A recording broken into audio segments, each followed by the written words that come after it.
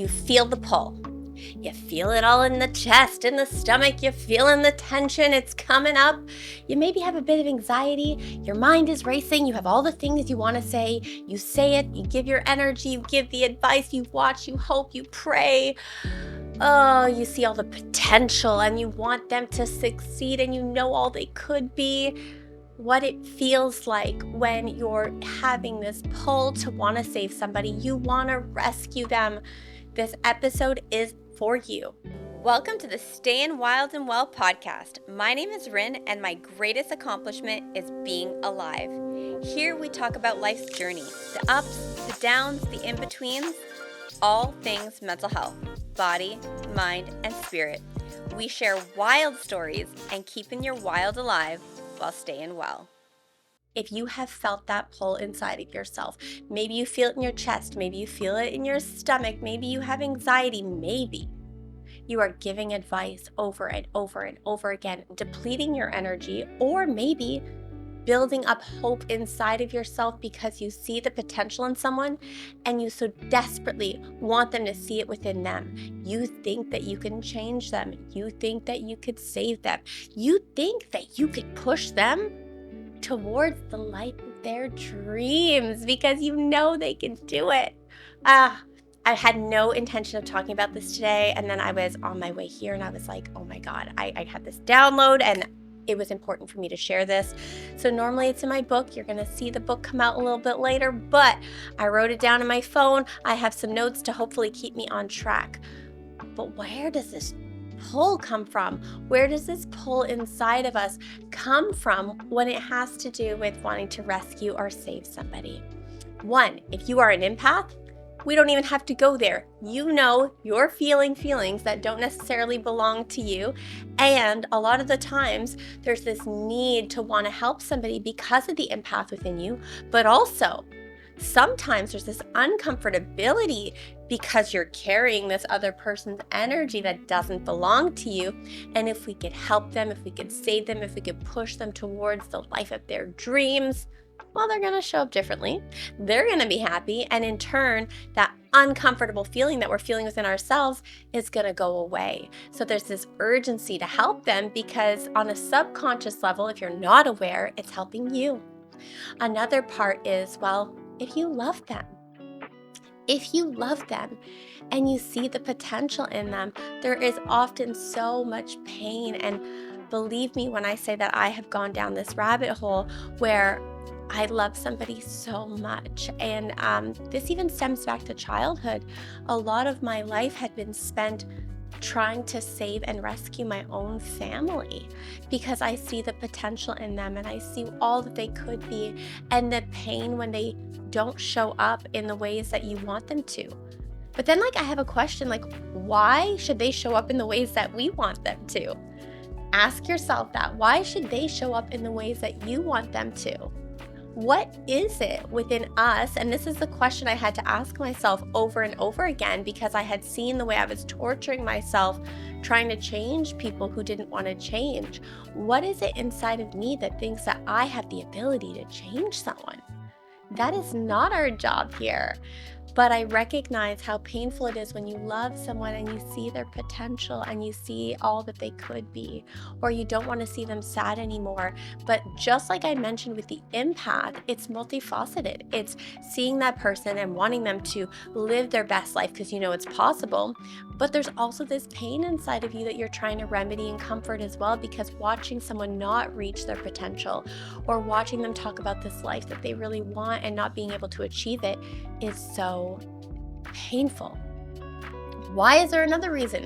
What other reason could there be that you feel the urgency to want to rescue or save someone? Well, this could be a lack of self-worth. This could be a lack of love for yourself. So caught up in helping others that you don't look at yourself and look at the areas in your life that you actually need to remedy, and instead you're putting all that energy externally so that you don't face yourself. So often it's a distraction. If we're looking at worthiness and self-love, we could also do this because if we are giving our energy to others and we are helping others, and there are a lot of people that will actually want to receive that rescue. They'll want to receive the help. Doesn't necessarily mean they're going to act on it, but if you are showing up in that way and you are giving your all, beneath the surface, you might be looking for validation. You might be looking for love, and you might actually get it. It might be short-lived, but it's usually short-lived, and you get this love and this feeling of worthiness through others because you are going above and beyond for them. So what do you do? What do you do when you feel that pull inside of you to rescue somebody and the ache is so painful? One, I think it's so important to hold space for that ache. Hold space for recognizing that it is painful to watch someone you love in your life not be able to reach their fullest potential, to not be able to overcome something that you so desperately want them to overcome, or that you know that they have the power to overcome. It's holding space for the pain and recognizing it. It's journaling about it. It's moving that energy through you in any ways that you feel are helpful through somatic exercises. We've talked about that in previous episodes. It could be the mammalian diving reflex, and I'll write some of these down in the show notes for you. It could be the cold showers. It could be going for the walk in nature. It could be meditation. It could be humming. It could be dancing. It could be screaming. It's just moving that energy through you, recognizing that there's pain there, that you can't change somebody. In recognizing the pain, it's also being able to accept this pain, accept it and know, okay, this is what it is. Seeing it for what it is and not trying to change it. Acceptance is probably the hardest piece. And in that acceptance, I hope today with what I share with you allows the acceptance to land, because here is the biggest piece. A butterfly. A butterfly has to fight to come out of its cocoon.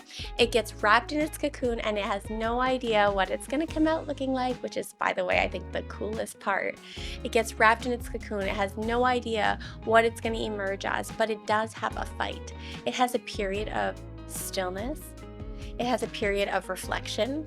I mean, is the butterfly really reflecting? We don't know, but it's patient. It is patient and it's wrapped in its cocoon, which is where that rest comes in sometimes. I think that rest is so important. So when looking at the individual that you see could be going through something, or you see their potential, or they're trying to get past something, there might be a period where you feel like they're doing nothing. Maybe that is what they need. Maybe that is what they need, but they absolutely need to move through that fight to get through to the other side. See, what helped me accept that it's not my job to change everybody was recognizing what it was inside of me that was driving my behavior to feel like I needed to rescue them. And it was multifaceted. It actually was the empath within me that feels that pull and that energy that doesn't belong to me. It was seeing that I love them so much and I could see their potential and I just want them to be happy. In fact, I went through this like not even a year ago, seeing somebody I loved so much and in his bliss and the life that he wanted, and wanting to save him and rescue him and move him towards all he could be, because gosh, he was so beautiful, so happy. I couldn't be. Seeing my parents and being like, oh my gosh, I could see all the things that they could do to be happier and I just want them to be happy. I love them so much. If you're a parent, maybe you have a child that is struggling and you see all the areas. That is the deep love and just wanting that person to be happy. So again, mine was multifaceted. It was like the empath. It was seeing and loving, but it was also connected to feeling better inside because of how much pain it caused me and just wanting that to go away. It was not wanting to have the conversations over and over again and wanting them to see themselves, wanting them to show up differently with me, because if they were happier, they would. It was also stuck in worthiness and self-love, because like, if I could change them, maybe they'll love me a little bit more. Like, you have to be radically honest with yourself to understand the pull towards why you are looking to rescue or help somebody. And then, like I said, to see that butterfly, to see the butterfly as this beautiful emergence and the fight that we all have to go through, because we are all here on an individual journey. And when somebody chooses to live a certain way or they choose their life, this is what they are choosing. They are choosing this, and in between all the pieces of what they are choosing is their journey, is their adventure, is their lessons. It is the things that they need to learn in order to become the person that they are today. And when I hold back and take a look at my own life, I could see the areas in which I had to go through the hardship and work through the challenge in order to be who I am today. If I had somebody who picked me up over and over and over again and didn't allow the challenge, I know I wouldn't be who I am today. I know I wouldn't have the strength that I have today. That doesn't mean that you can't support somebody, but there's a big difference trying to rescue them and save them and give all your energy and talk and talk and talk until you have no voice left to give and deplete yourself and to do everything in your power. And I have found myself in a space where I'm like, oh my God, I'm texting someone and I'm giving them all this energy. And then I pause and I look and I'm like, oh my God, I feel this anxious energy inside of me to try and rescue someone and this urgency. And it's like, that doesn't belong to anyone except for me. There's a reason I'm showing up this way. It is for you to recognize that there is a journey that everybody is on, and it is not a part of your journey to rescue someone, but instead to support them, to hold space for them, to guide them. But also, did they ask for your help? Did they ask for your support? Did they ask for your guidance? Because it can get to a point where you're enabling as well. So there are ways to support someone in a healthy manner, listening to them. Yes, certainly offering a little bit of advice if they're looking for it, but it is not your job to rescue. It is not your job to heal. It is not your job to make sure they get to where they need to be. They need to see it, and it is not your job to constantly force them to see. And I know that that's really hard. So today, the lesson I want you to take away is to see yourself in this. Instead of focusing your energy on the person outside of you, if you feel the urge and the need to save someone and guide them towards all the answers so that they can be who they want to be or need to be, I want you to look at you. I want you to look at you, and I want you to ask yourself, what is it about me that needs to save somebody? And like I said, check off the marks. Like I see myself in many areas of why I want to save somebody. And by the way, it is constant work for me because it still pops up. It still pops up where I'm like wanting to save somebody. My immediate response when somebody's going through something is to want to save them and rescue them right away. You don't want to get caught in those patterns. Also, it makes a very unhealthy relationship if you are the rescuer all the time. It's an energy share and a give, take, complementing each other. So where in your body, where inside of you are these rescuer traits coming from? Does it come from childhood? Does it come from the need to be loved? Does it come from this space of unworthiness? Does it come from the desire to want to help them because you just love them? Check off the marks.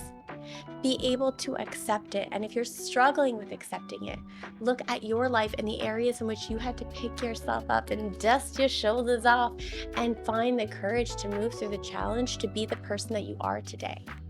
Recognize and see that you are enabling them. You need them to be able to push through the hardship like the butterfly to come out and fly, I'm going to leave you with this old wise tale that